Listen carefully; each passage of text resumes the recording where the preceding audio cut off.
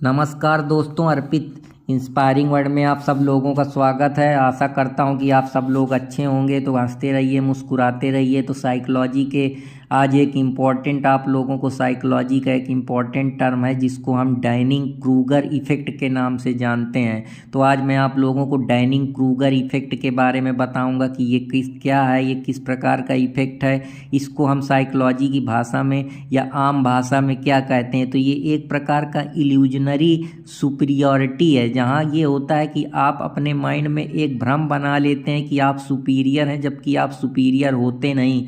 आपको लगता है कि दुनिया के सबसे ज़्यादा होशियार और टैलेंटेड आदमी और आप ही हैं, बाकी सब घास ही छोल रहे हैं। तो ये एक प्रकार के साइकोलॉजिकल बिहेवियर है जहाँ आप किसी भी चीज़ को सुपीरियर समझते हैं दूसरे से, चाहे वो पढ़ाई में हो, चाहे गाने में हो, चाहे सिंगिंग में हो, चाहे कोई भी सोशल मुद्दा हो। जैसे गांव देहात में जब इलेक्शन होता है तो उनको कुछ पता नहीं होता कि मल्टी पार्टी सिस्टम क्या है, पॉलिटिकल पार्टी में सिंगल पार्टी सिस्टम क्या है, कम्युनिज्म क्या है, आइडियोलॉजी क्या है, किस प्रकार से जो हमारा सिस्टम है वो गवर्न करता है। बस गांव में राजनीति फैलाएंगे। जैसे प्रधान का चुनाव होता है तो सब अपना ज्ञान देने लगेंगे कि इसको इतना वोट मिल जाएगा, ये करेगा।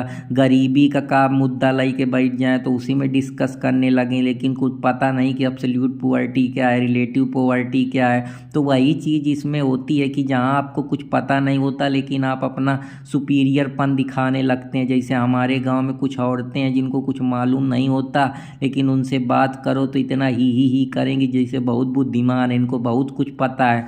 हालांकि इनको कुछ आता जाता है नहीं, लेकिन अब वही है कि उनके सामने अगर बोलो तो तुमको ही बुद्धू घोषित कर देंगी। इसीलिए जो बुद्धू लोग होते हैं, अगर उनके सामने तुम अपनी बुद्धिमानी झलकाओ तो तुम खुद ही बुद्धू साबित हो जाओगे। तो ये वही कहानी है कि नाच ना आवे आंगन टेढ़ा वाली। और इसी को इंग्लिश में बोला जाता है जैक ऑफ ऑल ट्रेड, की मतलब पीपल को पता कुछ नहीं है, people in bad in something but think that they are good at all.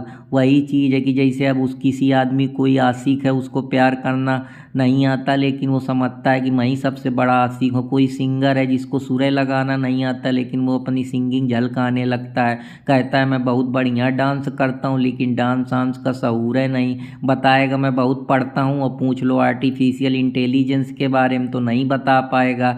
Anchoring करने कह देगा मैं बहुत बड़ा एंकर हूँ, मैं बहुत समाज सेवा करता हूँ, आज तक 2 पैसे की समाज सेवा नहीं करा। बोलने का शऊर नहीं है लेकिन इंग्लिश इतना झाड़ेंगे जैसे उनको बहुत ज़्यादा ज्ञान है। तो जो इस तरीके के लोग होते हैं, जो इस तरीके की मेंटालिटी वाले होते हैं, जो अपने को हर समय सुपीरियर दिखाएंगे,